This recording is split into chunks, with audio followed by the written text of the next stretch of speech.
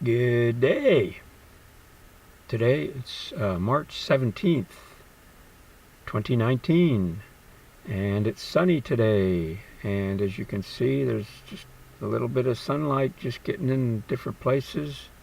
And so we got a lot of light problems here, reflecting off anything that's light. This is part 2 of Alien Space Wars, World War IV. And to start off, I don't know if you can see this, but I wanted to give you a little bit of idea what space is, in a sense. And as my last video I said, space is not only out there above the atmosphere of the Earth, but it's around our molecules, around our cells in our body. It's everywhere. Now, something I learned when I was in a crib, and it was a repetitious dream, and I'd even wake up with nightmares because of what I might have done to upset the universe. And it took me decades to put it into words, but it's kind of like a mobile, and I'm going to try to do here. I don't know if you know what a mobile is, but for those who don't, I'm going to hang something. It's a coat hanger. So whether it's a string to a stick, but you've got motion there. You've got free will, free swinging there. So on each side of this coat hanger, I'm going to hang another coat hanger like this. So if you get the picture, and then on the bottom of these coat hangers, I'm going to hang 2 more coat hangers on each one of them. So the point is when you swing one coat hanger, just from one point of swinging, equilibrium, or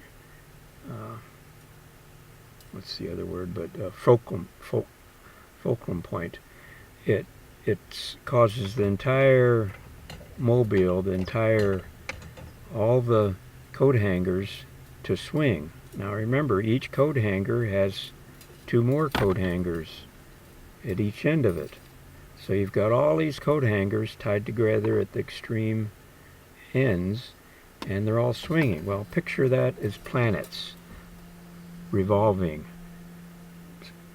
solar systems revolving with each other solar system, galaxies revolving, spinning, affecting each other. Each one affects the others, very much like a mobile. Now, as they're spinning, you get the time motion. As each planet revolves, you've got time. So you've got time in that mobile too, and everything's swinging. And some of the planets and solar systems are going away from you in time, and some are coming towards you. So the idea that they teach in school about the Big Bang Theory, that's BS, because the universe, in a sense, is breathing. It's expanding and contracting, expanding and contracting. And each part of it, whether it's going away from you or coming towards you, is expanding or contracting at a different speed, different time. So you've got all these interactions going on at the same time, and it's like in my other videos about the sine wave. On each sine wave, you've got little sine waves in that sine wave. So you've got all these waves, vibrations happening at different frequencies to each other, different times, contracting, expanding, time. And so you've got all that going on, affecting each other. So it's one big thing when lots happening. That's the best way I can explain it. But you've also got all that going on in your cells. So there's the macrocosm and the microcosm going on at the same time. So you got all these relativities with each other. That's more like what the universe is. And each one of those is affecting, to a different degree, something else. I hope that'll give you a better picture or better understanding of the universe. And probably it's a better and a shorter explanation than what you've learned in years and years in school. So that's worth quite a bit to you right there. So where do I want to go? Oh yeah, space, the microcosm, the time on our scale, and what's affecting us. And this is the secret to health too. Because if you've got natural things around you, coming in and out of you, breathing in and out of you, your body is able to deal with that because we've been dealing it with ever since man was created. But the problem today, and in other civilizations that collapsed, they started to get foreign, alien particles influencing those cells in our bodies. And you've got that today with the petrochemical industry. You've got that with GMO foods. Now, my brother, who's got a master's degree, he thought that all GMOs are good because it's just genetics modifying. And I tried to tell him, well, it's not natural today, not natural what they're doing. They're splicing genes from chemicals, from animals, and even animals that are not even similar to mammals. But even when you splice in genes from a monkey or something like that, you're creating problems because the human body is not able to deal with those foreign, alien bodies. You've got vaccines that are cultured in mercury and chemicals that are poisonous to the body, and you've got them cultured in animal products. So you see, all this stuff is contaminating the membranes of our cells. And one of the things about cancer that they're only starting to admit is that we all have potentials for cancer throughout our body all the time. That's part of life. But if your body can deal with those foreign, alien compounds and materials and stuff that's surrounding and going through our bodies, it can reject it. But if it can't reject it, like a plastic or something like that, it tends to encapsulate it, build a wall or a fence to keep the aliens out. And that ends up becoming entombed into your body, and that can lead to a cancerous cell. And when you cut that, such as a doctor goes in there and cuts it open, you've got those cells going out throughout the body, and pretty soon you've got cancerous cells throughout all the different organs in your body. So if we would stick more to the natural, you'd have less chances, your immune system wouldn't be compromised. So there's a big lesson in healthcare in the same video. You see how that's connected to the universe? How everything's connected? How it's all a mobile? So you've got all these spaces. Well, you've got the spaces of afterlife, after you're dead too, whether you want to believe in an afterlife or not. So you've got these entities, these released spirits of people that were formerly living here all out there at the same time. So you've got those alien afterlife entities out there in space and right here in space. And some people are attuned through their senses to pick up this vibration of these entities. So you've got that going on with space, the space war too, whether they want to recognize that or not.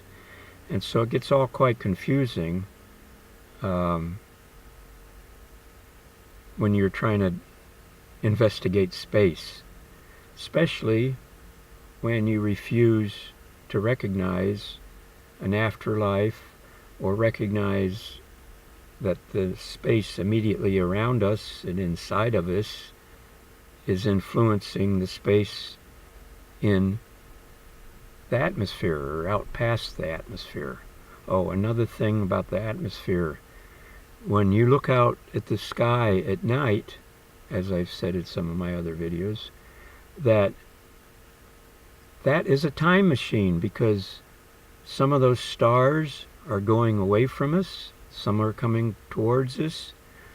But when you look out there at the night sky on a clear night, you're seeing all that happening at one time. So you're looking into a time machine. Yay! You got that? Think on that. That'll really educate you a lot. So if you want to see a time machine, just look out there. But that's the same thing if you try to go out into space in a rocket ship and try to go from planet to planet or solar system to solar system.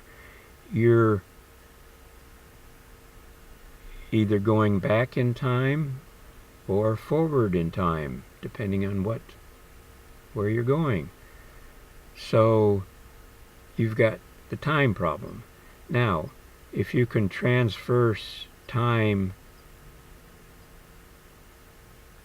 in a higher dimension, you can go there right now, like with telepathy. You can communicate with somebody on the other block, in the other town, in another state, in another country, clear on the other side of the earth, or on the moon, instantly. That's the wonders of the higher dimensions.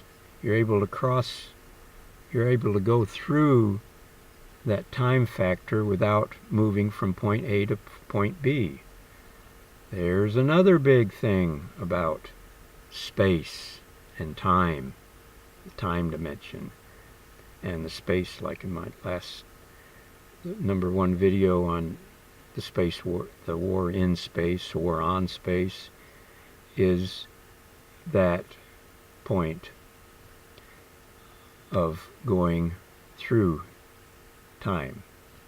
Portal, if you want to call it. There's portals all over, key portals that are particular to an area.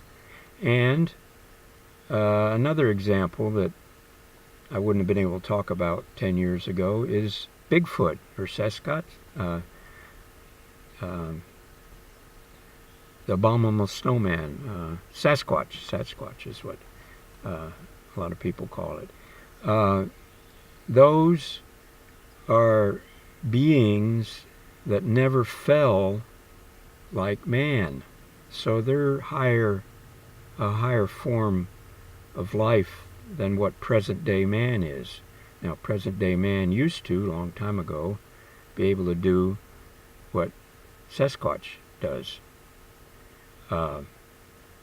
That's why they can appear to some people and not to others, because of the individual senses of the human. Some are higher than the others. So, and the Sasquatch, the Bigfoot, has the ability to kind of project that. And he has great telepathic powers. So he can read you out there in the woods, miles away from you, by your spirit or your entity, your being, approaching him or her, far, far away. See, so he can usually go back in the woods or stay hidden or even cloak himself. But they have that time factor going on. Something's going wrong with my video. Maybe not. So there's another way if you want to study what I'm covering in this video. You've got that factor. He's not just some ape out there. He's more advanced, or not as degenerated as you are. So if you would approach that idea when you're going out in the woods trying to look for him, you might have more success. They are not hairy apes below us. We are below them. And it's the same with our forefathers, our alien forefathers that visit the earth. They're more advanced because they graduated a long time ago than future time travelers in most cases. Like the Greys, the Grey aliens are from a future. They're from a timeline in the future that has degenerated even more so than present day man. And they've lost their genetic abilities. And they can't procreate very well. So they're coming back today and abducting people and studying all this, our procreative methods, so that they can fix things. And if mankind, I've said this before, if mankind continues in the GMO ways and poisoning our body, we are degenerating even more, and we, on that timeline, will end up as the Greys. So that's why so many people today, compared to 20 or 30 years ago, are experiencing these Greys, because those people are becoming more like the Greys. And you don't hear as much from our forefathers because they've frankly given up on us. You know, as the human species continues to separate at different parts of the poles,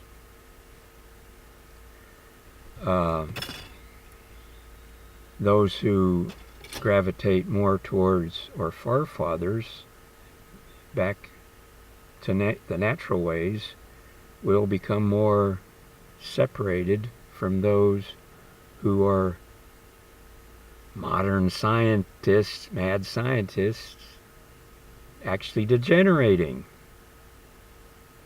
Got that? So that's a big education right there. Boy, I've really packed a lot into this video. Yeah, it's only coming on 19 minutes, and hopefully you've really learned a lot. Maybe I'll just break this now. But try to tie this in with my last video on the war on space. You've got the Space Command out there that's going to get more and more money dumped into it, and it's just going to be a big black hole, and the general population's not going to get anything out of it, because it's all going to continue to be secret. Now, I actually applied to a couple of jobs at some of these places. Of course, they immediately wouldn't look at my resume because I don't have a security clearance. I haven't graduated from an accredited college. But one of the places, is a long title, I can't even remember, but it had, one of the words was integrate. It was one of the integration programs. And of course well, what do you mean integration? But I had to assume, and I wrote my resume, my introduction letter out to them from the aspect that they were trying to integrate what they knew into the secret space programs, into what's going out there in space, rather than just trying to communicate with some civilization out there in space that still relies on radio, like a SETI program, which is absurd.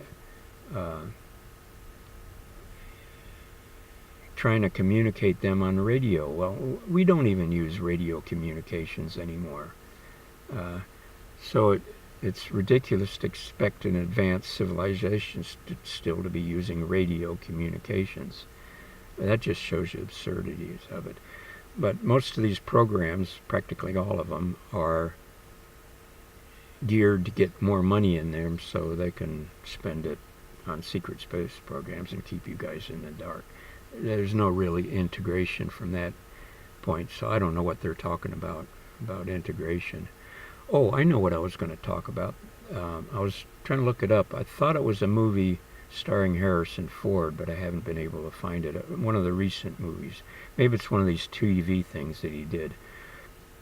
But it was a science fiction movie, and it was like 95% of the population just stayed in their apartments or their dwellings or their homes, and they were on these computers all the time, and they had like a two-way computer where they had this person that if you talked to them, you would be talking to this computer-generated picture on the screen, and you could change this. You could make this picture look younger. You could change the color of the hair. You could change the whole look of this avatar, in a sense.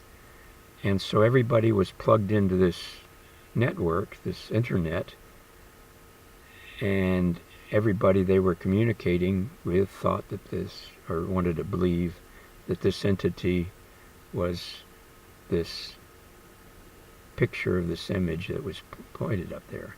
And so hardly anybody went outside in it. And somewhere in the movie, Harrison Ford, or whoever the character was, wanted his wife to unplug from the computer and relate in the real world, like go outside.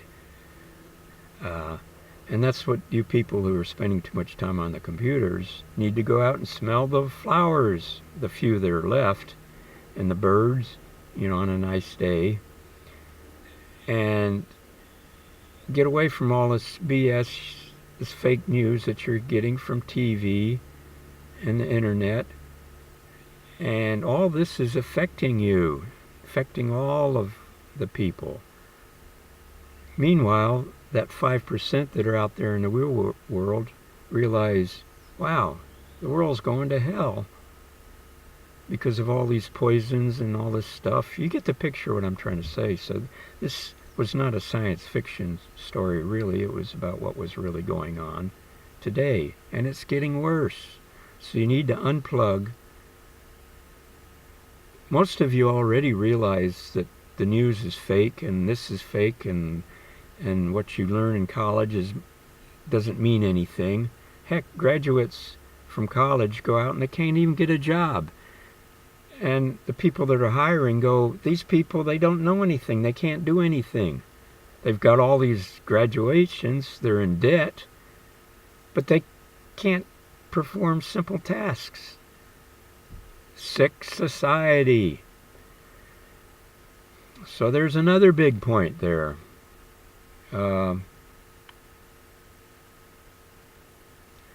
Most people that are working today are working as government or some other form of regulator. I can't even drive a truck anymore because of all the regulations. There's more regulators out there. They're creating more regulations that go way far beyond and have nothing to do with your ability to drive a truck or drive a car. Time and, this expired and all these other things that they keep piling on there. They say it's for safety, but it's just more regulations. It completely makes society can't function in the real world. But it works on papers, it works on the computer, it works in the minds of those people that are plugged into the internet and the TVs. So they're thinking, oh, everything's great because it looks good on TV and on the computer. But they won't go outside and see that the birds are dying. The chemtrails, which are genetically engineered weather patterns that they'll admit under different names that they're doing. So there's global instability, global warming, but it's because of all these chemtrails and this genetically engineered geoengineering of the weather systems. So the natural cycles are being bombarded so much by what these genius men that think that they know what they're doing, are counterbalancing our mobile system, our Earth. They're introducing entities, foreign corporations that don't even have souls. Those entities, we treat them as equals, which is an impossibility because they don't have souls. So they're creating so many of you to lose your souls, use your spirit, you lose your vibration, when you should be going the other way. You should be able to resonate with your environment. You should be able to resonate with the universe. You should be able to resonate with yourselves, because when you do, you have order over yourselves instead of some corporation that is controlling most of you. And those owners of those corporations are controlling you. And they're out there with the medias saying socialism or communism is so great because then they can control those socialists and communists better. And the fallacy is those systems always have to have an entity, the powers that be, the elite, controlling the peons. And when you become one of theirs subjects, one of their citizens, you're giving them the right to take your power of attorney and control you. That's a big thing that I've just told you about. So there, I'm coming up close to half an hour, and some of you are so bored you've turned off a long time ago.